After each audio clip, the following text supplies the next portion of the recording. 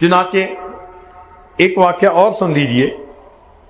ایک ایسا شہر ہے جس میں کافر مسلمان سب مل کے رہتے ہیں. ایک مسلمان نوجوان اس شہر میں کسی دوسرے شہر سے آیا کاروبار کے لیے، اور اس نے وہاں آ کے اپنا کام کرنا شروع کر دیا. اب کام کے دوران چھٹی کا دن تھا. اس نے سوچا بھئی چلو میں کوئی شکار کر لیتا ہوں پرندوں کا. اس نے تیر کمان سنبھالا اور وہ شہر کے اطراف میں آ گیا، سبرب میں. وہاں اس نے پرندوں کو تیر کے ذریعے شکار کرنا شروع کیا. اللہ کی شان کہ ایک تیر جو اس نے چلایا تو وہ پرندے کو لگنے کی بجائے دور ایک لڑکا تھا کھڑا ہوا، اس کو جا کر لگا اور لڑکے کی وہیں پر ڈیتھ ہو گئی. اب یہ مسلمان تھا. کوئی ہم جیسا ہوتا تو بھاگی جاتا کہ پتہ ہی نہیں چلے کیا ہوا.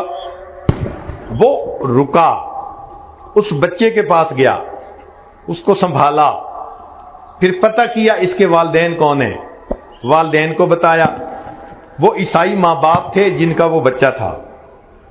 ان کو کہا کہ بھائی میں نے پرندے کو نشانہ بنایا تھا لیکن نشانہ خطا گیا، بچے کو لگ گیا، تو یہ ایک مسٹیک ہے میری. جب وہاں تھے تو وہاں اور لوگ بھی آ گئے، ان کے رشتہ دار. ایک رشتہ دار نے کہا جی ہمیں کیا پتا تو نے انٹینشنلی مارا ہے یا ان انٹینشنلی، لہذا ہم تو قاضی کے پاس جائیں گے. اب وہ اس کو لے کر قاضی کے پاس آ گئے. قاضی نے کہا کہ ہاں بھائی اگر تمہارے تیر سے یہ بندہ مرا ہے تو یا تو تم اس کی دیت دو، قصاص دو اس کے جو ورثاء ہیں، اور اگر ورثاء نہیں مانتے تو پھر تمہیں قتل کیا جائے گا بدلے میں.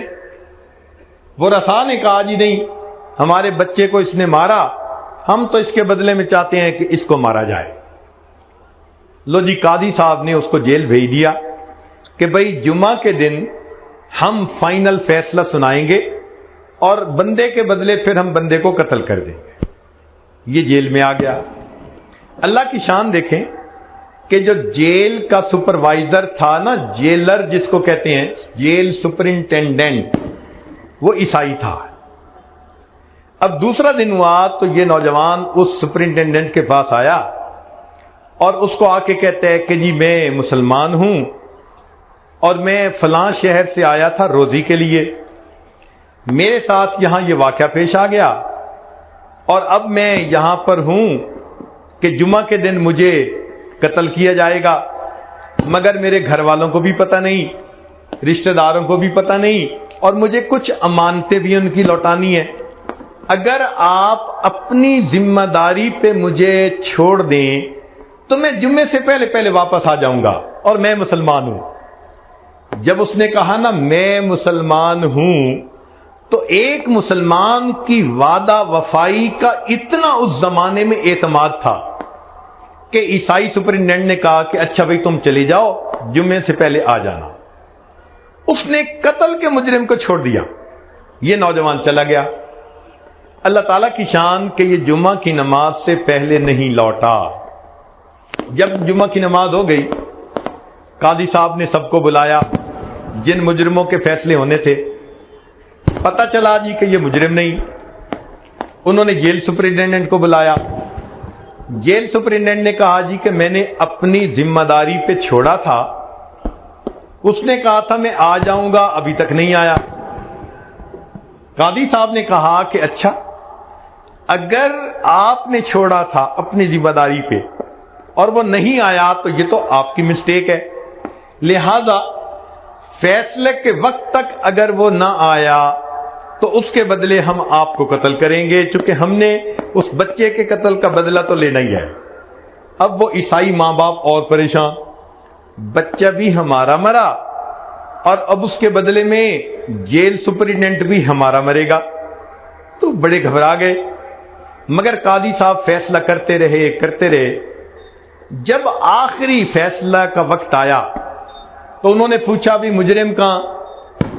تو وہ سپرنٹینڈنٹ آگے بڑھا. اس نے کہا جی میں نے اسے بھیجا تھا اپنے اعتماد پر، ابھی تک نہیں آیا. اتنے میں ایک آدمی نے کہا وہ جی ذرا رکیں، وہ دور سے ایسے لگتا ہے کوئی بندہ دوڑا آ رہا ہو۔ قاضی صاحب نے کہا ہاں انتظار کر لیتے ہیں۔ تھوڑی دیر انتظار کیا، وہ دوڑتا ہوا نوجوان آیا، پسینے میں شراب ہوا۔ اس نے آ کے پہلے اس جیل سپرنٹینڈنٹ سے معافی مانگی اور کہا کہ میں اپنے وقت پر پہنچ سکتا تھا، راستے میں دریا تھا جس میں طغیانی تھی، مجھے کشتی نہیں ملی اور مجھے دریا پار کرنے میں دیر ہو گئی، اس لیے میں اپنے وقت سے تھوڑا لیٹ ہو گیا، بہرحال میں پہنچ گیا ہوں۔ جب اس نوجوان کی وعدہ وفائی کو انہوں نے دیکھا تو اس وقت اس بچے کے ماں باپ نے کہا قاضی صاحب آپ نے تو جو فیصلہ کرنا تھا کر دیا، ہمارا بھی فیصلہ ذرا سن لیجئے۔ قاضی صاحب نے کہا کیا؟ انہوں نے کہا ہمارا ایک فیصلہ تو یہ کہ ہم نے اس نوجوان کی وعدہ وفائی کی وجہ سے اس کو معاف کر دیا، اور دوسرا فیصلہ یہ کہ ہم مجمع کو گواہ بنا کر کہتے ہیں کہ ہم بھی آج کلمہ پڑھتے ہیں اور مسلمان ہو رہے ہیں۔ فرشتوں کو دکھانا تھا بشر ایسے بھی ہوتے ہیں۔ نبی علیہ الصلوۃ والسلام نے اپنی امت کو اتنے اعلیٰ اخلاق سکھائے، امت میں ایسے اولیاء گزرے کہ جن کے اخلاق کو دیکھ کے فرشتے بھی حیران ہوتے تھے کہ یہ کیسے لوگ تھے واقعی کہ جو اللہ رب العزت کے بندوں کے ساتھ اتنی خیر خواہی کا معاملہ کرنے والے۔